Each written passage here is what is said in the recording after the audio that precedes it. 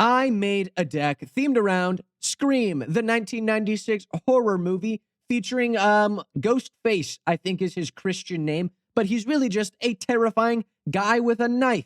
What more do you need? And why would I make a commander deck based all around Scream? Well, you see, I'm very easily bribed. The lovely Party Hat Paul paid me 10 big ones under the desk, if you know what I mean, to do Scream franchise bounty counters. That's all they gave me, and that's all I'm working with, all right? It's going to be awesome. Leave your suggestions in the comments down below. I'll get to them. And like an underpaid hot barista, let me turn the little screen around and watch you not click the tip button, but that's okay because you should leave a like and subscribe instead. I'm an avocado talking about Magic the Gathering. That's pretty freaking cool. Okay, Scream. Where do we start? Obviously, if you don't know, our story begins in the 90s because it's a small little town, okay? And we're starting in a house, all right? Just a regular little nice little house.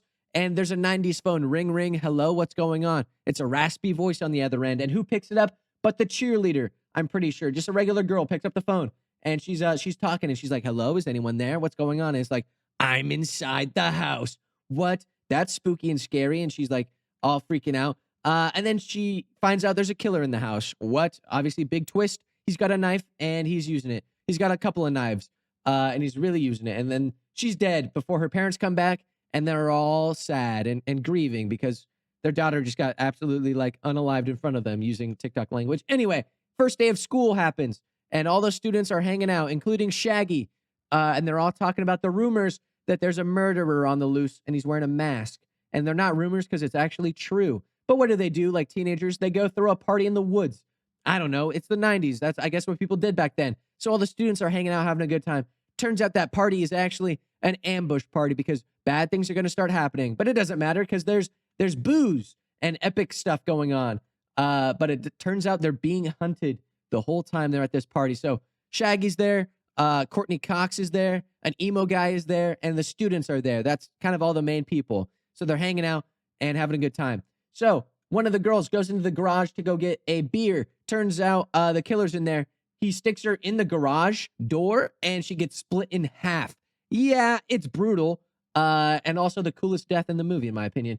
So the killer's running amok and having a good time. Shaggy, he's nowhere to be found. There's just the emo guy with a gun. What? Who could have thought that this guy the whole time is definitely going to be the killer?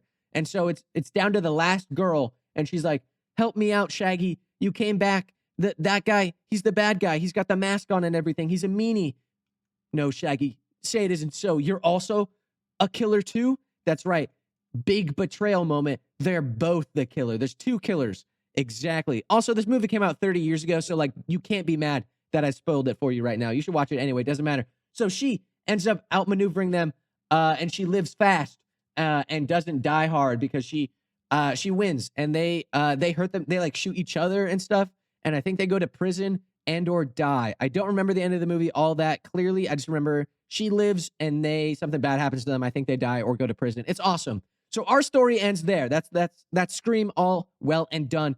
Our deck begins here though. So let's hop right in.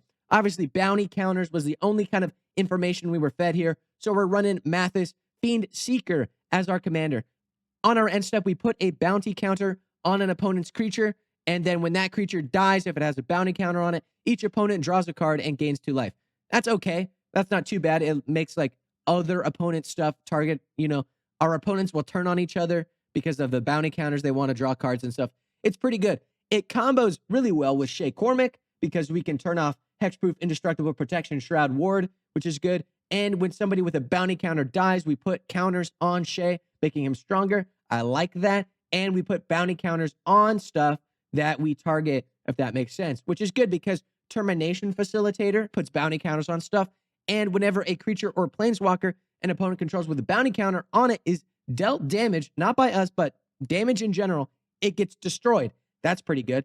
And then Bounty Hunter just puts a bounty counter, and then you can tap and destroy, which is a really good combination because then we can get Shay Cormac given a lot of stuff. We can get a lot of draw cards, life gain, etc. It's pretty good. It's pretty thematic, but that's good and all, in my opinion. But I want my opponents to be afraid. I have a psychological need to terrify my friends, which is why I threw in a little Tetzimoc Primal Death in this deck because I think this is really the killer mentality because basically you reveal him from your hand. Hey, look, I have Tetzimoc, okay?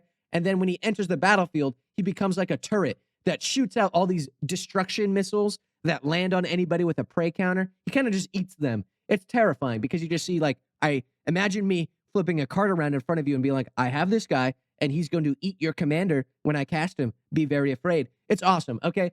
Horobi's Death Wail is also just so thematically flavorful. He's got like a spooky mask and he destroys stuff, which combos well because we can put a bunch of target abilities from like Termination, Mathas, Bounty Hunter, just putting all these bounty counters around, and Horobi will just instantly wipe them off the board, which is good because it's okay because we're not going to get the bounty payoff because the targeting goes on the stack first. Whatever, we do it for the thrill of the game, all right? Let's be honest. We don't do this for fun. We do this because we're sick in the head and twisted. Now, I'll be the first to admit, I haven't seen the new Scream. I haven't seen it, okay? I'll be honest.